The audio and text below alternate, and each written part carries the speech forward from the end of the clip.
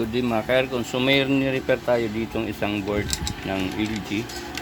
Pinull out natin ito. Ito, nginat-ngat halos ito ng mga daga. Ayun, makikita nyo, putol-putol. Putol-putol yung mga sensor. So ang ginawa natin, hininaw natin yan, nilagyan natin ng shrinkable tube para mas matibay, maganda yung ating mga dugtungan dahil sa mga ngat ng daga na yan, para mas fix.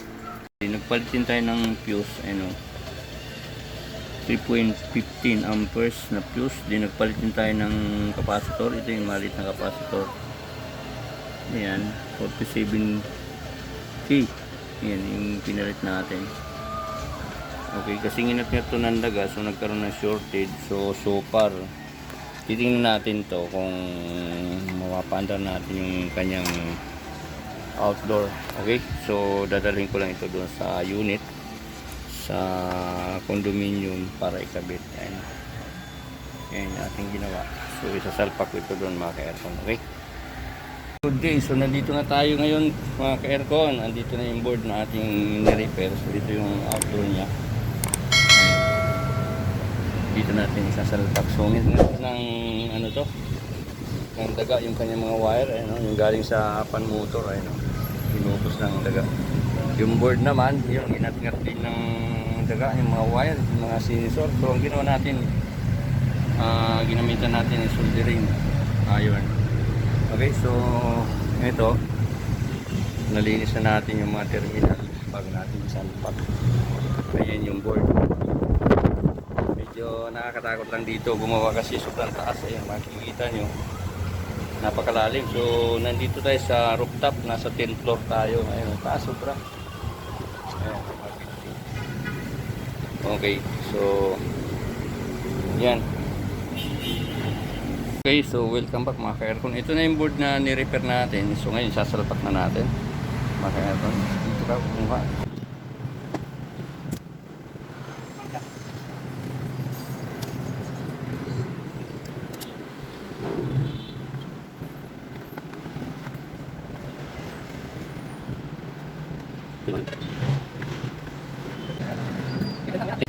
Okay, so ito yung supply galing dito sa ating 220 dito. Ito yung supply kakabitan natin. Okay, yan. Then yung signal, ito, nakakabit na yung ating signal. Ayan. Meron pa ba? O meron pa dito. Ito pa. Ito yung EEB, kabit natin. Okay, so ito yung pan motor. Hawakan mo. Kukunik natin yung pan motor. Yan, ito yung pan motor. Speed.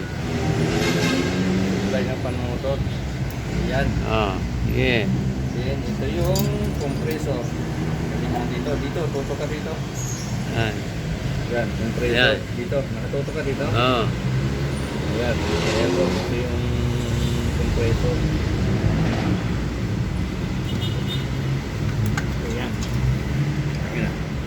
Hindi, tatalian ko pa ng cable yan. I-cable tie ko pa. So ito na, ikabit na natin yung compressor. Ito yung pan motor.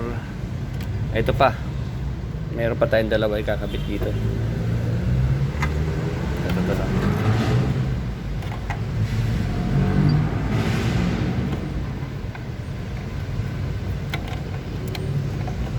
Ayan. Dito. Masdan nyo.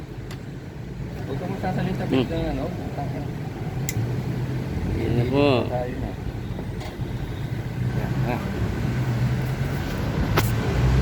Okay, so yan, ikabit na natin yan. Yan, kulay blue sa pula. Pan motor, yung cable tie na lang natin ito para mas maganda yung ano, yung ground na lang. Kakabit natin dito yung ground. Ayan, yung ground, body ground.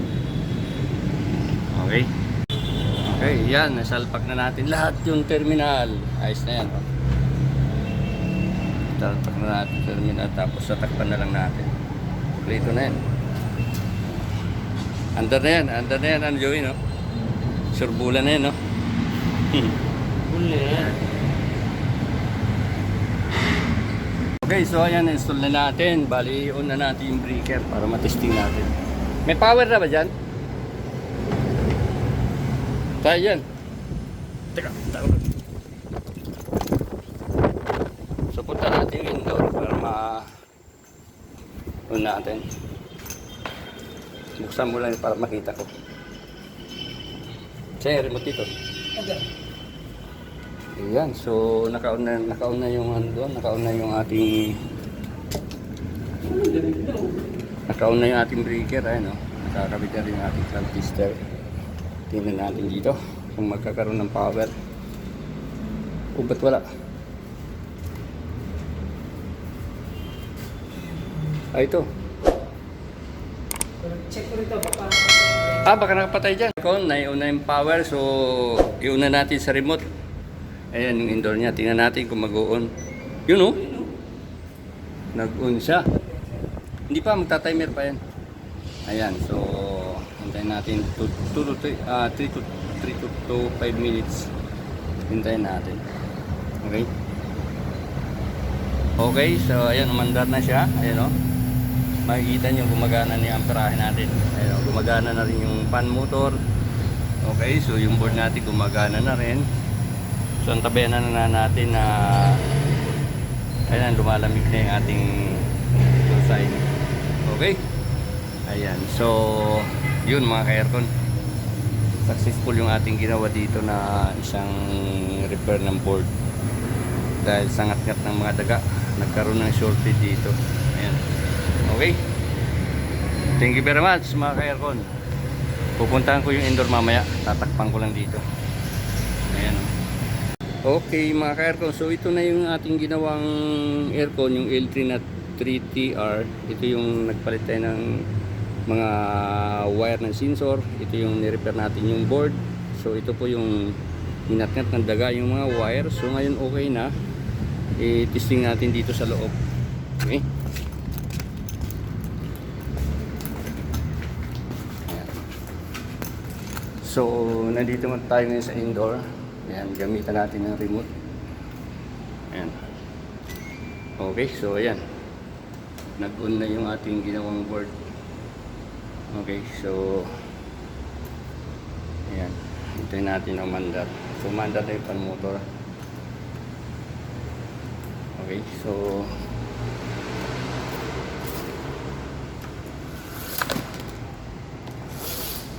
ayan yung ating ginawang outdoor.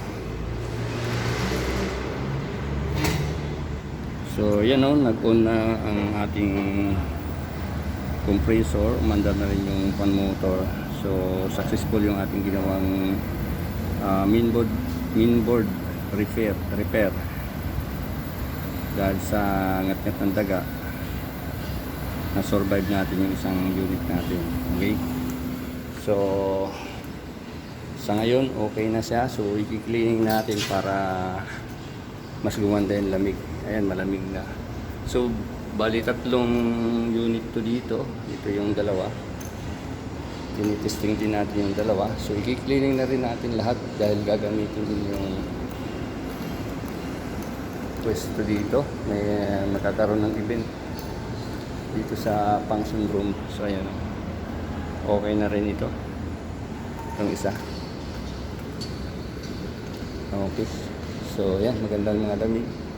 So i-cleaning lang natin itong mga unit dito, pati yung mga outdoor niya. Okay, so yan. So yan mga ka-aircon, yan yung i-cleaning natin. Dito pa rin sa ating location, nandito tayo sa 10th floor. Ayan, yan yung mga katabi namin building mga ka-aircon.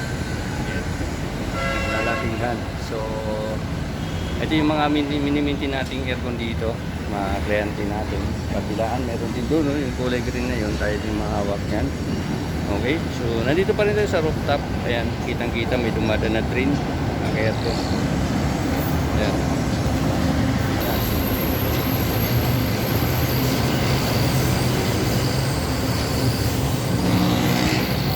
Okay, so start tayo. Cleaning natin yung ating ginawang aircon dito para mas lalong gumanda yung lamig. Okay.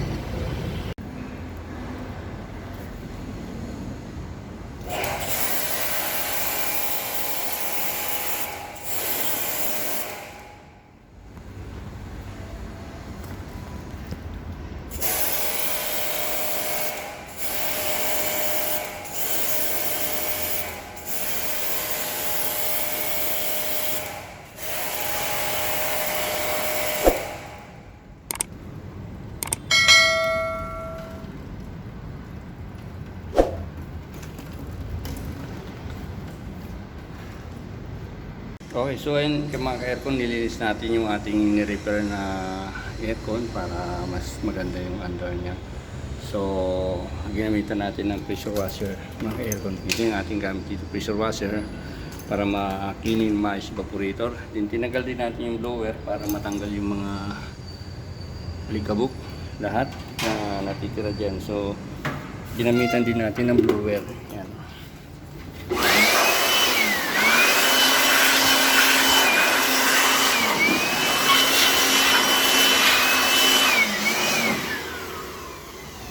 Okay, so ayan mga ka-aircon, malinis na yung ating indoor unit. Ganon din yung ating outdoor unit, ginamitan din natin ang pressure washer mga ka-aircon. Okay. So ngayon na-assemble na natin mga ka-aircon. Ayan na yung mga kanyang blower, malinis na. Yung mga cover niya. Assemble na natin. Okay. Ayan.